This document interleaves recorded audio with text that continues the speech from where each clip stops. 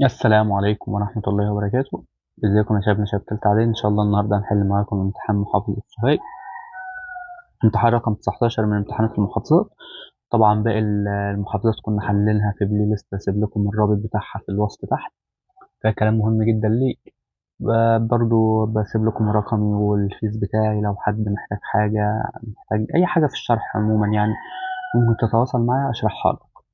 القناة كمان بينزل عليها هنا حل كتاب المعاصر مع مس حساب إنجليزي. ان شاء الله نقدر نفيدك وتفيدنا باللايك بتاعك الجميل والكومنت بتاعك، وما تنساش شيرك يفيد غيرك، ده شعارنا. طيب، بيقول لك في واحد في امتحان سوهاج اكمل العبارات الاتيه: يستخدم جهاز نقط في قياس فرق اللون. طبعا ده جهاز الفولتميتر، جهاز الفولتميتر. طيب، الصفات غير قابلة للانتقال من جيل لآخر تسمى صفات. طبعا دي الصفات المكتسبة،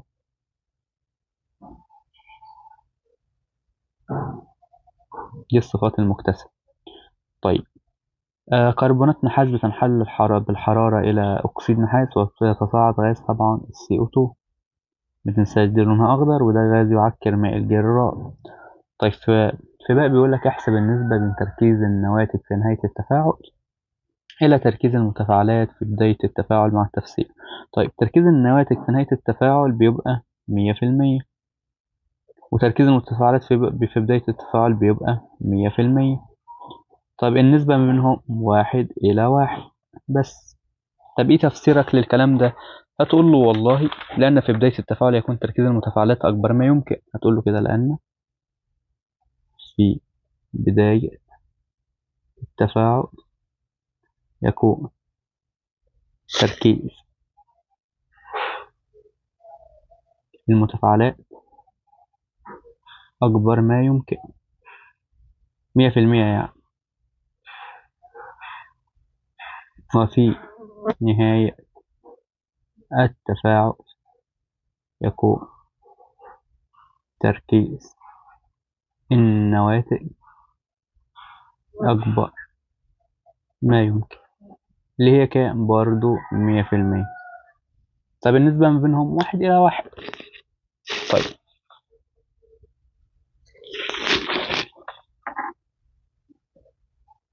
بيقول لك في 2 ما العنصر الذي يقوم هرمون الكالسيتونين بضبطه في الدم. طبعا عنصر الكالسيوم اللي رمزه Ca. وما العنصر الذي يدخل في تركيب الهرمون الثيروكسين؟ طبعا عنصر اليود اللي رمزه I. طيب، هنا بيقول لك إذا كانت قوة الدفعة الكهربية للعمود الواحد 1.5، يبقى ده 1.5، ده 1.5، ده 1.5، ده 1.5. طيب، احسب القوة الدفعة الكهربية من طرفي البطارية. طيب، دول عمودين متصلين على التوالي، هم يبقى مجموعهم 3. دول برضو على التوازي 3، هناخد واحدة منهم، يبقى هنا القاف ده كاف للبطارية بكام؟ 3 فولت. طيب، أعد رسم الأعمدة للحصول على أقل قوة دفعة كهربية. طبعا أقل قوة دفعة كهربية بوصل الأربع أعمدة دول على مين؟ الله يفتح عليك، هنوصلهم على كلهم على مين؟ على التوازي.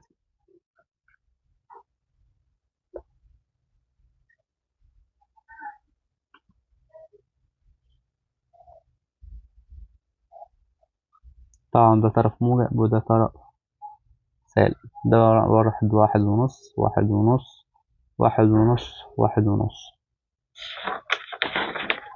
مع ذكر نوع التوصيل، طبعا التوصيل ده توصيل على التوازي. وقيمة القاف ده الكاء طبعا هتبقى 1.5 فولت. طيب، في رقم 2 بيقول لك اكتب المصطلح العلمي الدال على كل عبارة من العبارات الآتية: رسائل كيميائية تنظم وتنسق معظم الأنشطة والوظائف الحيوية في جسم الكائن الحي. طبعا ده تعريف مين؟ تعريف الهرمونات. طيب، أجزاء من الدي إن إيه موجودة على الكروموسوم؟ طبعا دي الجينات. طيب، 3 ترتيب العناصر الفلزية ترتيبا تنازلها حسب نشاطها الكيميائي. طبعا دي متسلسلة النشاط الكيميائي. فالعلل بيقول لك توصف البنكرياس بأنه غدة مختلطة. هتقول له كده والله لأنه يعمل كغدة صماء. طب ازاي غدة صماء؟ يفرز هرموني الأنسولين والجلوكاجون في الدم مباشرة، ويعمل كغدة قنوية بإفراز العصارة الهاضمة وصبها في الاثنى عشر للمساعدة في عملية هضم الطعام. يبقى هنا هنقول له كده هو ليه غدة مختلطة؟ غدة مختلطة والله لأنه يعمل كغدة قنوية، أو لأنه يعمل كغدة صماء. يبقى لأنه يعمل كغدة صماء يفرز هرموني الأنسولين والجلوكاجون ماشي في الدم. مين؟ في الدم مباشرة. طيب ويعمل كمان كغدة قنوية، ويعمل كغدة قنوية بإفراز العصارة الهاضمة وصبها في الاثنى عشر للمساعدة في عملية الهضم. طيب في رقم 2 يعد السيزيوم من العناصر المشعة. هتقول له كده والله لأنه يحتوي على عدد من النيوترونات يزيد عن الحد اللازم لاستقراره. طيب لما يبقى عنده عدد نيوترونات ياما قال لك ده يتسبب في وجود طاقة زائدة تخرج على هيئة ايه؟ إشعاع غير مرئي اللي هو ألفا وبيتا وجاما. يبقى هتقول له كده لأنه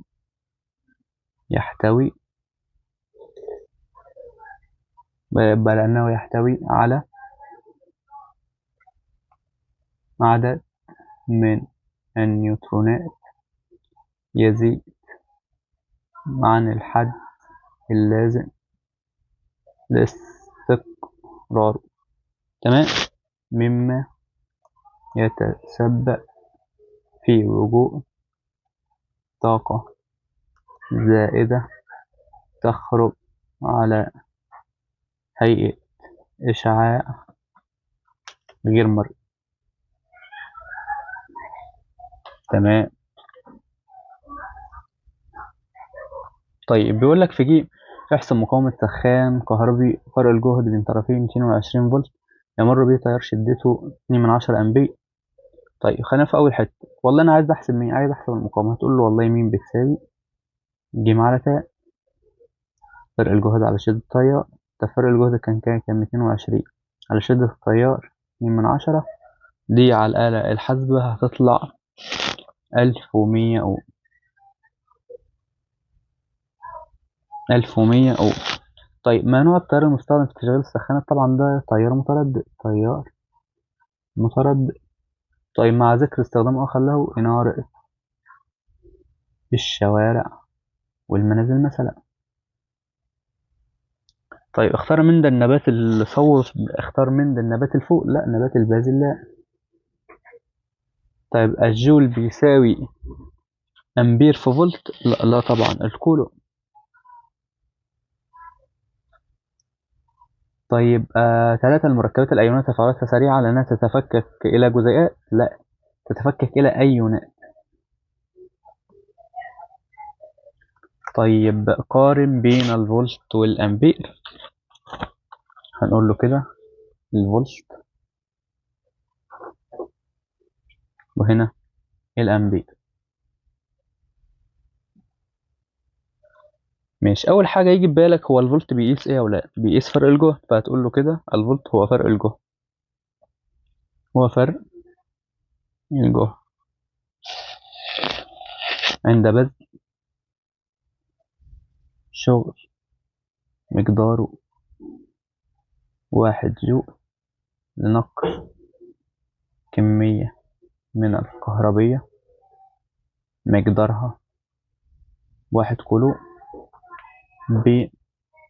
بطرفي موصل. طيب الأمبير. هو الأمبير بيقيس إيه؟ شدة التيار. يبقى الأمبير هو شدة التيار الكهربي. هو شدة التيار الكهربي الناتج عن مرور كمية من الكهربية مقدارها 1 كولوم في الثانية الواحدة. ده تعريف الفولت. وده تعريف مين؟ الأمبير. طيب التأثيرات الخلوية والتأثيرات الوراثية للإشعاع. طيب احنا ممكن نقول له في التأثيرات التي تؤثر على الخلايا أو التأثيرات الخلوية اللي هو إيه؟ تؤثر على تركيب الخلايا. هنا تؤثر على تركيب الخلايا وتدمرها. زي مين؟ زي تغير التركيب الخلوي لهيموجلوبين الدم، مما يجعله غير قادر على حمل الأكسجين إلى الخلايا المختلفة. دي من التأثيرات إيه؟ دي من التأثيرات الخلوية. طب التأثيرات الوراثية طبعا تؤثر على الكروموسومات. هنا ممكن نقول له كده تؤثر على الكروموسومات الجنسية للآباء، تمام، مما ينتج عنه ولادة أطفال غير عادي مصابين بتشوهات خلقية. تمام. طيب ده سؤال قارئ. طب في جيم بيقولك ماذا يحدث في الحالات الآتية مع كتابة المعادلة؟ وضع قطعة صغيرة من الصوديوم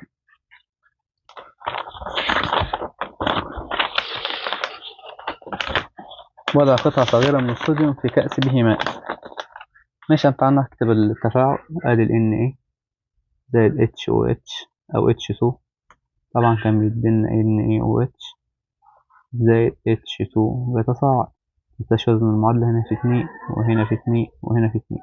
طيب ايه اللي حصل؟ هتقول له كده والله ان الصوديوم ده انشط من هيدروجين الماء فيحل محله، ونتج مادة جديدة اسمها هيدروكسيد الصوديوم. يبقى كده هتقول له كده، وطبعا تصاعد غاز مش H2 يا جدعان، H2 غاز الهيدروجين هيتصاعد. يبقى تقول له كده يحل الصوديوم محل هيدروجين الماء، تمام، ويتكون مركب هيدروكسيد الصوديوم ويتصاعد غاز الهيدروجين الذي يشتعل بفرقعة. بس كده. طيب تاني حاجة إضافة حمض هيدروكلوريت مخفف إلى قطعة بنحاس. ماشي يا عم، ادي HCU قطعة بنحاس زائد HCl. طبعا هنا لا يحدث تفاعل لأن النحاس أقل نشاطا من الهيدروجين فلا يحل محله. يبقى هنا لا يحدث تفاعل، مش هيحدث تفاعل أصلا. طيب تعتبر العملية إن إيه كانت زيرو، ذرة متعادلة فقدت إلكتروني وتحولت لموجب. يبقى دي زيادة في الشحنة الموجبة، زيادة في الشحنة الموجبة يعني أكسدة. طب احدث قياس كمية الشحنة الكهربائية المتدفقة خلال مقطع موصل في زمن قدره 1 ثانية. طب هو ايه يعني كمية شحنة كهربائية متدفقة عبر مقطع موصل؟ ده بيتكلم على ده بيتكلم على شدة مين؟ بيتكلم على شدة التيار اللي هو يقاس بوحدة الأمبير. أو هتتلخبط في دي، خبيثة شوية دي، خلي بالك. طيب عند الزوج ذكر مع أنثى التركيب الجيني له بي كابيتال مع بي كابيتال بي سمول، فإن نسبة النسل الناتج المطابق للأبوين ظاهرية تساوي، طبعا هتساوي 100%. لأن كله مثلا لو احنا قلنا اللي مثلا بي ده مثلا العيون الزرقاء مثلا بي كابيتال ده عيون زرقاء، بلاش عيون زرقاء، عيون بنية. لما تيجي تعمل انعزال عوامل وتكون، هتلاقيهم كلهم عيونهم بنية. يبقى كلهم بيتطابقوا مع مين؟ كلهم بيتطابقوا مع مين؟ مع الأب والأم، صح؟ لأن دي عيون بنية سائدة، ودي عيون بنية متنحية بتاع ده هجينة. لما يحصل ما بينهم تزاوج الصفة المتنحية مش هتظهر أصلا. تمام، فكلهم هيبقوا الأبناء يعني كلهم هيبقوا عينيهم بنية. يبقى نسبة النسل الناتج المطابق للأبوين ظاهريا هتبقى 100%. طيب، الشكل المقابل يوضح تلقيح الخلط بين نبات بازلاء أحمر الأزهار مع نبات بازلاء أبيض الأزهار. تبدل الأرقام، ماشي يا عم. يبقى ار كابيتال ار سمول، يبقى هنا ار سمول ار سمول. طيب ار كابيتال ار سمول ار سمول ار، تمام. هنا هيتكون ار كابيتال ار سمول مع ار كابيتال ار سمول. هنا ار سمول ار سمول، وهنا ار سمول ار سمول.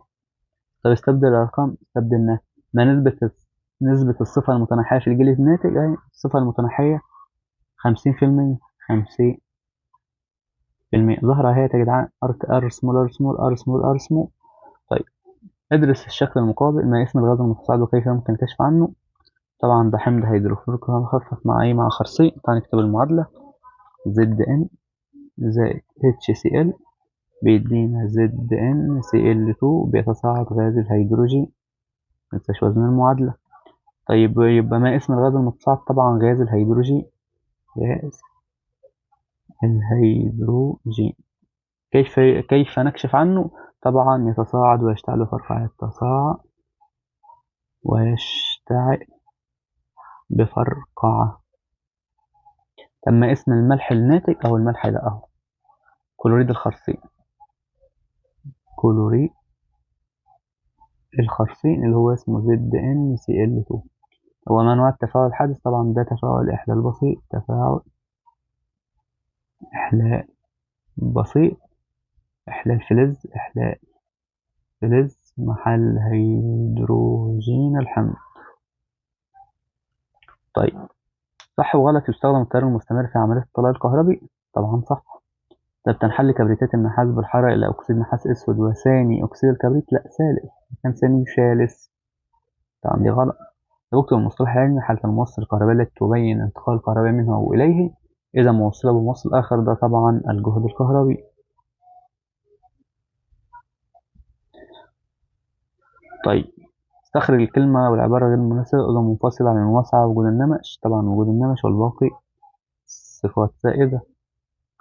صفات سائدة. طب الضغط، فرق الجهد، شدة التيار، المقاومة. ممكن نطلع الضغط ونقول له الباقي قانون أو. قانون أو حيث م بتساوي للمقاومة ج على ت مثلا يعني. طيب، ثم تحته خط. اكتشف العالم أوم ظاهرة النشاط. لا، العالم هنري بيتوريل. وكده خلصنا معاكم حل امتحان محافظة سوهاء. ما تنساش تعمل لايك وسبسكرايب للقناة، والسلام عليكم ورحمة الله وبركاته.